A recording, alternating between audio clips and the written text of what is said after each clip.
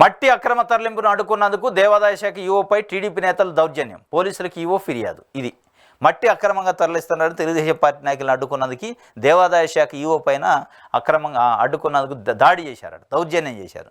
దేవాదాయ శాఖ ఈవో పైన దౌర్జన్యం చేయడం, స్వయాన ఐఏఎస్ పైన దౌర్జన్యం చేస్తే ఇక ఈవో అంటే ఎంత, ఆయన స్థాయి ఎంత? మా వాళ్ళకి ఇవ్వాల్సిందే అంగన్వాడీ ఉద్యోగులను తొలగించండి, అధికారులపై కూటమి నేతల ఒత్తిళ్లు, వర్కర్స్ భర్తలను చంపేస్తామంటూ బెదిరింపులట.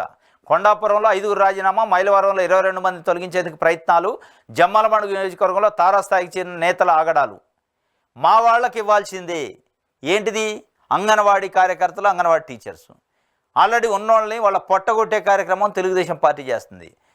వాళ్ళు ఏడన జావని ఉరేసుకొని చచ్చిపోని ఆత్మహత్య చేసుకొని కుటుంబాలు రోడ్డున పడినాయి. మాకు సంబంధం లేదు.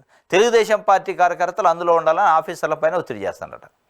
అంగన్వాడీ కార్యకర్తల భర్తలను చంపేస్తామని, మీరు ఉద్యోగానికి వాలంటరీగా మీరు రిజైన్ చేసి వెళ్ళకపోతే మీ భర్తలు చచ్చిపోతారని బెదిరించే కార్యక్రమం అట. మరి ఇది ఎక్కడ మార్పు? ఇది ఎక్కడ ప్రజాస్వామ్యం? దీన్ని ఏమంటారు? విధ్వంసం అనరా అనేది ఇలా అరాచక పాలన అన్నారు జగన్మోహన్ రెడ్డిని. మరి ఇదేం పాలన? ఒకవైపు గ్రామ వాలంటీర్లను తొలగిస్తామంటారు, ఒకవైపు ఫీల్డ్ అసిస్టెంట్లను తొలగిస్తామంటారు, మా వాళ్ళని పెట్టండి అంటారు. ఇంకొక వైపు గ్రామ అంగన్వాడీ కార్యకర్తలను కూడా మీరు తొలగండి, మీరు రిజైన్ చేసిపోండి, మా పార్టీ వాళ్ళని పెట్టుకుంటాం అంటే మీ పార్టీ వాళ్ళని అన్నిట్లలో పెట్టుకోవడానికే మిమ్మల్ని ప్రభుత్వంలోకి తీసుకొచ్చింది, ప్రజలకు సేవ చేయడానికి.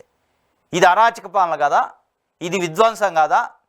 ఆల్రెడీ ఉన్న వ్యవస్థను కుప్పగొల్చడం వాలంటీర్ వ్యవస్థ లాంటిది. ఇవన్నీ ఏమంటారు? విధ్వంసమే అంటారు. కాబట్టి మా వాళ్ళకి ఇవ్వాల్సిందే అని చెప్పి తెలుగుదేశం పార్టీ నాయకులు ఒక్కొక్కటే టార్గెట్గా పెట్టుకొని చిన్న ఉద్యోగుల్ని వాళ్ళ రోడ్డును పడేసే కార్యక్రమం, కుటుంబాలను అల్లాకుల్లాలని చేసే కార్యక్రమం చేస్తున్నారు. పెద్ద కుటుంబాలు కావు పాపం. అంగన్వాడీ కార్యకర్తలు, ఫీల్డ్ అసిస్టెంట్లు, వాలంటీర్లు అంటే చాలా చిన్న కుటుంబాలు, చిన్న జీతాలతో బతికేవాళ్ళు. వాళ్ళకి ఆ జీతం ఉంటేనే బతుకుంటుంది, లేదంటే బజార్న పడే పరిస్థితి ఉంటుంది.